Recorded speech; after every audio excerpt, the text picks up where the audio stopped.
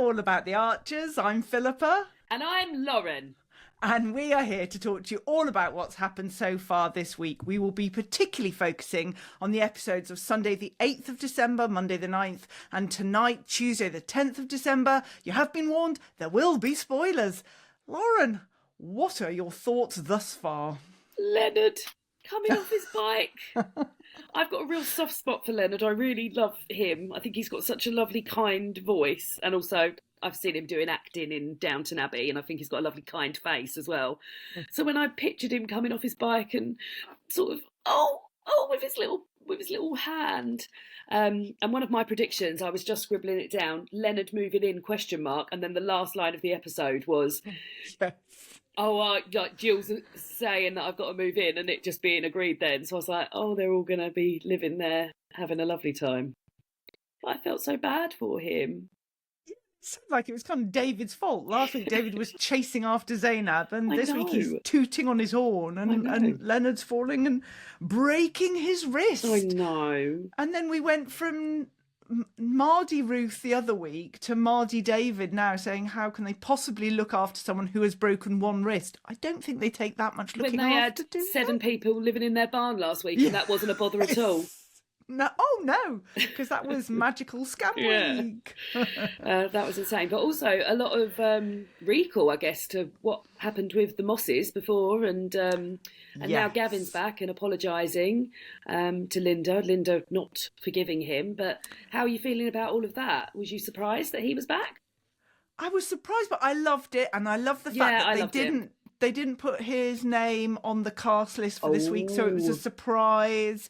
And I just heard the voice, I was like, oh my goodness, Gavin with a bad cough, bit worried he needs some antibiotics. Cough, Or does he need an x-ray like Leonard? You know, there are themes this week. Lincoln. It's x-ray week, not scam week. Yes. X-ray awareness week. I'm sure the hospitals would love that. I really liked hearing him. I was perturbed that there were some thoughts that he had turned up just for money, but I don't think that was the case. I think he had realised the house was on the market, thought he wouldn't get to see Kirsty because he presumed she was moving many miles away instead of about 200 yards, and thought that he might not have the opportunity again. So I'm hoping he wasn't focused on the money. What did you think? If he is focused on the money, then he's done a really good job of convincing me that he's not focusing on the money. It felt like he was there for spiritual reasons rather than monetary reasons. I was surprised he was out. I was trying to do a sort of timeline in my mind and thinking how long was he in for? Because he was well aware of everything that was going on, wasn't he? He was very much party to it, so... who was the real baddie in my eyes, at least, got 8 years, and that was 2020. Oh my goodness me, was it that short a time? It was 4 years ago. Yeah, it feels like it was last year. It happened in 2020.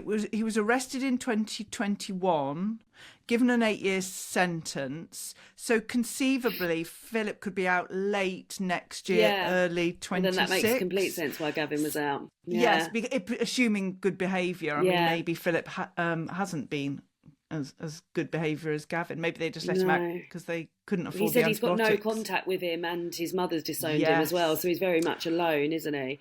What do you think? Yeah, how do you feel about that? I don't know. It sounds strange to be saying I loved the fact that he was back, but it really did. I was like, oh, great callback. Like, we haven't thought about this for a while. And I was only recently explaining it to somebody and saying, oh, this is what had happened and stuff. And then I thought, look, it's all happening again. But it got me thinking about sort of in recent times, the characters that have come back and sort of come back to their sort of former stomping ground. Like, why would you do that? Clive, very recently, but also Rob Titchener, now Gavin, all these sort of wrong-uns coming back. And I think, would you really go back to the scene of the crime? Would you? Or would you not just want to stay away completely? He sounded utterly demoralised. Yeah. And yes, obviously he did terrible things, but I do feel, is it bad? I did feel sorry for him because all along when it was happening, he wasn't as bad as his father, and he obviously he knew exactly what was He happening. got on that PlayStation. Yes. But he was manipulated by his father, and every time he tried to question it, not that he questioned it a lot, but each time, and so I'm not forgiving, like Linda, not forgiving. But you're softening. I can see how it sort of happened, but it is awful. It is awful. What he was There's saying no tonight, excuse. or it might have been Monday's, it might have been Sunday's episode, where he was like, it was only supposed to be for a little bit. It was only supposed to be until they got the business off the ground, and then it was going to be saving for his dad's retirement, and then it was, and like, I can see how he would get swept up in that. Like, it's just to get the business, and they were doing. He thought they were doing a good thing to start with. They were taking these lads off the streets. They were giving them somewhere to live and some food, and then it just sort of snowballed. But I guess you get used to what you're around, and you've got your dad telling you it's all right. But yes. Gavin's not stupid, though. That's the thing. Like, he's not. He doesn't come across as someone who's stupid, but obviously he's just very easily led. And I remember him wanting lots of money to pay for this extravagant honeymoon and the wedding. And oh, goodness me. Yeah, he knew. But then I think if Philip hadn't been his father, just an employer, then I could have sort of rationalised it even less. But when you're trying to please your parent, you do get carried along. And the fact he's not talking to his father, he's realised now, and he's accepting where he is. Do you think this is the beginning of something? Do you think this is him sticking around, or do you think it's a fleeting thing? I hope it's a fleeting thing, because I don't forgive him. It was awful, and it was very interesting to hear Linda talking about all that she had gone through. Her extensive injuries. But I wondered. I felt like there were a couple of themes so far this week. If I was writing my A-level paper on let's hear it. So 2 themes. The first one of forgiveness, question mark. So obviously we've had Linda. Would she forgive Gavin, and Alan intermediating between it? And then we've also had Mick. Would he forgive Emma? And Joy intermediating between it. Yes, very good A-level English. Very different comparison study. Very different reactions from Mick. Just as Joy said, he's very black and white and just not willing to think about it. Just before we move fully on to Mick and Joy, I was really annoyed with Robert this week. I put him down as one of my flops. Like, him making decisions for Linda and whether or not he's doing the right thing and flying off the handle about this and the other. And I just thought, pack it in, Robert. I thought the way he was speaking over Linda and saying, you don't want to do that, it was making me really angry. But at least Linda said today it's not up to Robert to dictate how I feel. Not at all. But at the same time, she has had to sneak out to go and meet someone. True. Yes, I agree. Robert, but my other flop was Mick, because I get fed up with him sort of loitering around in the car park in the Bull, getting on my wick, scoffing at Emma, helping with the litter picking because he's done a little complaint about her, but she can't carry on doing anything else seemingly. Just wanting to be Santa and then being nervous about it. A few of the times he sort of, the way he spoke to Joy when he was a bit standoffish with her, I just thought, Mick, go away. Same as I thought go away to Robert as well. But yeah. Well, how do you feel about Mick complaining about Emma? I know that was last week, but... Yeah, not... I mean, I understand, because she has done wrong, and so I understand that. And it does show that he's still keeping on a lot of this grief about what happened and not processing it. Yeah.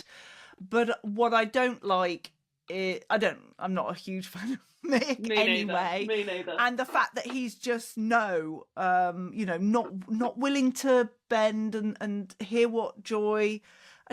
And why should Joy have to say, well, surely we don't have to agree on everything. No, you don't have to agree on everything. I also didn't like the way he launched in and said, I think Joy would be a great counsellor, and almost shifting not shifting the blame, but like saying it was out of his hands almost. I had to complain because I think Joy would be a great counsellor. So why can Emma be a counsellor when Joy can't be a counsellor? And it's not that simple. And I just thought, I don't like the way he's gone about this. And then Yeah. I'm glad she's got someone to share a vol au vent with over Christmas. I know, but she could do so much better. Yes, exactly. But I wish it wasn't Mick. I wish it was somebody lovely. I wish her and Brian. I love Joy. Really... She was so annoying to me when she first started. I noticed there was a similar Facebook comment about this on our Facebook group of someone saying they were really annoyed by her when she started. But she's just so warm and so kind. And like Alan was being a sort of mediator, she was mediating as well. What's your thoughts on Creepy Christmas? Oh, it can creep off. I'm not glad having it's it. over and done with. I was like, please don't tell me this is going to be going on till the 17th of December or something. And they were like, no, we've done it. Thank God. I want a pantomime. There isn't a pantomime. I thought there was a moment when I thought, oh my goodness, Linda's going to buy it and do the pantomime. But Gavin no. turned up and other stuff's going on now. Oh, yes, and very quickly, that was my other theme, the theme of prison, that we've had George going into prison and now Gavin coming out and giving us the view that, it's not, as we suspected, coming out of prison is... I was going to say A-star, but you don't get A-stars anymore, do you? What is it, a 9? Yes, thank you. Well, for A-level, A-level, I'll take an A-star, thank you. Okay. What do you think about Natasha and Tom this week? Tom... tripping on some standing on some Lego. Oh, it's all very dramatic, wasn't it? But what I will say, something that was one of my favourite parts of the week was Natasha's support of Kirsty. I thought it was great because often I think Kirsty's best friends with Helen, isn't she? So she doesn't get all of the... I don't feel like she's got a champion behind her, but it actually felt like it. And I thought, oh, go on, Natasha. Natasha's one for me where most of the time I find her quite annoying. And then occasionally she'll do something and I think, go on, Natasha. Like, and she'll do, and I felt like that when she was sticking up for Kirsty. And I thought, oh, I love that. But yeah, I mean, are they going to buy that house? That's they need to come to a decision. I mean, Tom doesn't want to, does he? Clearly. She's going to do some cajoling, I think. I think I do like Natasha. I think, she's married to Tom. I mean, come on, poor woman. But I thought she was, I've written she's a better friend than Helen. Yeah. But what I wasn't impressed with was the lack of food mentions. I've got 3, Philippa. Writer Tim Stimson, there wasn't enough. Just breakfast, really. I've got breakfast, else? Mince pies and sugar. Because they said, oh, do you want sugar in your tea? And I thought, I'll have that. I'll take sugar. Something else alarming, though, that I didn't really need to know about is David having a thing for Pat. I know, when she was topless on her honeymoon. Also, he went to boarding school.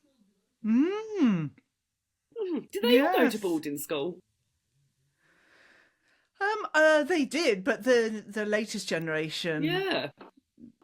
Don't. That was out of that moment. I thought, oh, we went to boarding school. That stuck with me rather than thinking about Pat with her old dads out on the beach. and Pat and Tony off for 3 nights in a fancy eco hotel in Somerset. That almost made my faves because I thought, my God, I'd love a 3-night stay in a fancy eco hotel in Somerset. That would be ticking all my boxes. I just hope it is fancy because fancy eco hotel, do you have diamonds to dust when you use the eco toilet or something sort of soil? I've toileted in an eco toilet and it is, I don't know how fancy it is. It was like a shepherd's hut we stayed in, so it was quite fancy, but the toilet system was, I was less than impressed with that. My daughter had an awful horsefly bite from that experience. Oh. So, yes, never mind. So any other phase or flop very quickly before we move on? Well, I'm quite enjoying hearing about the beavers. I watched a film earlier this year called Wilding, which is about a plot of land on a stately home where they've just rewilded it. And they got beavers in and had to go through all of this and getting permits to get the beaver and all of this, and I enjoyed that so much that I'm thinking I'm actually hoping to get a book about it for Christmas. That's how much I enjoyed it. There's a book called Wilding, so I've been enjoying hearing about that, and I hope that comes off for them. I love it when little bits of the farming actually come in and stuff. I really do, especially when it's something I've got a little vague idea of what's going on with. But yeah, that was my only other fave, but I think I've got enough flops with Creepy Christmas, Mick and Robert. What about you? Yeah, no, I think we've covered everything. And I should just say, if you'd like to have regular notifications when our episodes come available, if you hit follow, if you're listening to us, and subscribe if you're watching us, that would be great. And also, if you'd like to support us, you could become a Patreon. We've got a live event in the spring of next year. Yes. Lauren, can you remember what date that is? I only just the put it in 7th my. of March. I've got it in my diary. I didn't know that was a test because you'd only just told me about it, but it was a genuine query. Yes, it is a genuine query. I put it in my diary, so hold on. 7th of March. The tension is building. The tension. Is it the 7th? Is it the 8th? Is it the 9th? Is it the 10th? It's Is the it 7th! Ah! Friday the 7th. So our next Patreon live event will be on the 7th of March. That's very exciting. If you'd rather not support us monthly, you can buy us a coffee, which is a one-off payment. Links in the show notes. Thank you. We're very, very, very grateful for your support. And welcome to our new patrons this week. Thank you again. Very quickly, who is your star of the week? Oh, I've given it to Leonard because I know he didn't do all that much, but I just like him so much. Who was your star of the week? Well, I want to give it to Monty the dog for all those walks he's having to have because Robert's so angry. Isn't he just? But I'm going to give it to Linda because she's been a superstar. She's been through it. Yeah. Yes. Predictions. Well, my prediction was scuppered because I was thinking, oh, Leonard's going to be moving it. First of all, I thought, oh, maybe Ben will move in with Leonard, and I thought, no, There's going to get Leonard. They'll have Leonard there over Christmas. But then that got confirmed, so not a prediction. Yes. But I wonder if there's more from the Mosses. I wonder if this is a soft launch back into, should I go and visit him again? Is he going to be out soon? What are we going to do about the house? That seems to be coming up a bit as well. So, yeah, I wonder. What about your predictions? Oh, well, one of them, Monty gets walked so many times by Cross Robert, Monty goes on strike. Yeah. Tom comes up with 1,000 more reasons not to move house. Yeah. And Emma talks to Gavin about prison and loses her mind. Oh, dear. That's it for this week. We'll be back. I've just thought of one more thing. Oh, stop press. What did you think about that interaction between Ed and Fallon when he replaced her tyre? Oh, I just thought Ed's nice. Ed's lovely. As we discovered when we interviewed Baz who plays I didn't know if it felt a bit flirty. Yeah, I don't think Ed would know flirty if it hit him in the face. No, I didn't. It's just something when I was listening to it, I was thinking, feels a bit flirty. A very good observation. But a great time to mention the fact that we did interview the actor that played Ed, and it was fantastic. And I will link that video down below if you would like to go and check it out because we had a great time. We really did. So we will be back next week, all four of us, as we get closer to Christmas. There'll be all four of us next week for more of this madness. Until then, it's a goodbye from me. And a goodbye from me. Goodbye. Goodbye, everyone.